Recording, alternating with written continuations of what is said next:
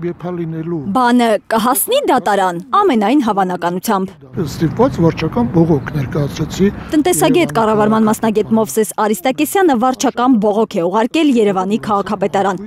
Տիգրան Ավինյանի հետ հանդիպում է ուզում։ Քաղաքապետից անձամբ լսի, այդ ինչ հիմքով է մայրաքաղաքի իշխանությունը Երևանցում պարտադրել հունվարից աղբի վարձը ոչ թե անձի հաշվով, այլ ըստ տան մակերեսի վճարել։ Աղբը ստեղծում է մարդը, եւ հետապես ըստ մարդաշնչի պետք է գանձվի աղբը։ Ենթադրում է Արիստակեսյանը, թե ինչու է Ավինյանի թիմը մերժել շունչը 200 դրամ վարձը, զարկ տվել 1 քառակուսի մետրի դիմաց 13 դրամ մեխանիզմին։ Առաջին հայացքից է միայն 13 դրամ է էժան թվում։ Մեկ սենյականոց 35 քառակուսի մետրանոց բնակարանում ապրող անձը, եթե առաջ աղբի համար 200 դրամ էր վճարում, հիմա մակերեսով հաշվարկի ժամանակ 455 դրամ պետք է տա։ Այս իշխանությունների օրոք իրականացում են այնպիսի քաղաքականություն, որ ինչքան շատ հարկի տակ ճառացնեն ժողովրդին, այնքան լավ իրանց համար։ Պարգևավճարները շատ կլինեն։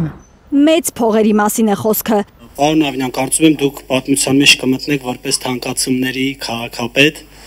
Երևանում 251,635 բնակարան կա, 52,641-ը մեկ սենյականոց, 85,073-ը երկու սենյականոց, 91,829-ը 3 սենյականոց, 22,092-ը 4 եւ ավելի սենյականոց։ Միայն ամենափոքր ու ամենակիչ թվով մեկ սենյականոցների համար երևանցիները ամսական 23 միլիոն 951,655 դրամ աղբի վարձ պետք է տան։ Ըստ մակերեսի հաշվարկելը, այսպես ասած, նոր սկզբունք չի։ Այո, Հայաստանում նոր բան չէ մակերեսով աղբի վարձավճար հաշվելը, բայց դա գործել է հասարակական նշանակության օբյեկտների համար, հստակեցնում է կառավարման մասնագետ տնտեսագետը։ Ինչ սկզբունքով է քաղաքապետարանը մարդուն ու օբյեկտին նույնացնում։ Աղբանության մասին օրենքում գրած է ինչ բան է աղբը։ Աղբը դա կոշտ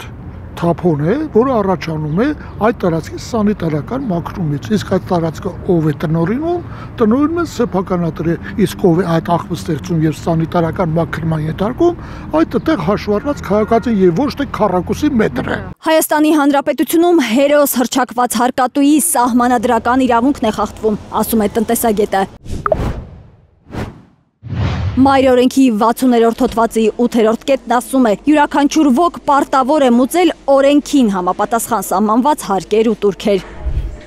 Իսկ օրենքի 14-րդ հոդվածն ասում է, աղբահանության վճարը սահմանվում է յուրաքանչյուր բնակչի հաշվով ըստ բնակարանի ընդհանուր մակերեսի։ Թե որ դեպքում որ դրույթը պետք է գործի օրենքում չի ասվում, ժամանակին թողել են առողջ տրամաբանությանը։ Օրենքի մեջ չի մանրամասնված, թե շնչինը որ դեպքում է կիրառվում, քառակուսի մետրը որ դեպքում է կիրառվում։ Օգտվելով այդ իրավական կոլիզիայից քաղաքապետարանը ավականին ընդունեց որոշում, որը հակասահմանադրական խտրական մոտեցում է երևանցիների եւ մարզի բնակիչների համեմատությամբ։ Հույս չունի կառավարման մասնագետը, որ Երևանի քաղաքապետարանը ընթաց կտա իր վարչական բողոքին, իրեն կհրավիրեն քննարկման, կվերանայեն որոշումը։ Տալիս են դրանց վարչապետի բնորոշմամբ ցրողական պատասխան եւ մենք ստիպված ենք լինում դատարան։ Մինչև բանը հասնի դիվանբաշուն, Մարդու իրավունքների պաշտպանին է դիմել Մովսես Արիստակեսյանը։ Մարդու իրավունքները Մանասյանը, որ հայտարարել է ինքը Հայաստանի լավագույն իրավաբաններից մեկն է, սահմանադրական իրավունքը միջազգային ասպարեզ հանած այն գիտնականը, որի հետ ՀՀ-ում չի կարող համեմատվել որևէ երիտասարդ գիտնական, թող ասի։ Այս տեսանկյունից որքանով է սահմանադրական այն փոփոխությունը, որն արվել է Երևանցուց աղբահանության համար շատ փող գանձելու նպատակով։ Արփիս Քեսյան, Հենրիկ Համազասպյան, Նորայր Շարբաթյան, Նորայր Հակոբյան, Հայլուր։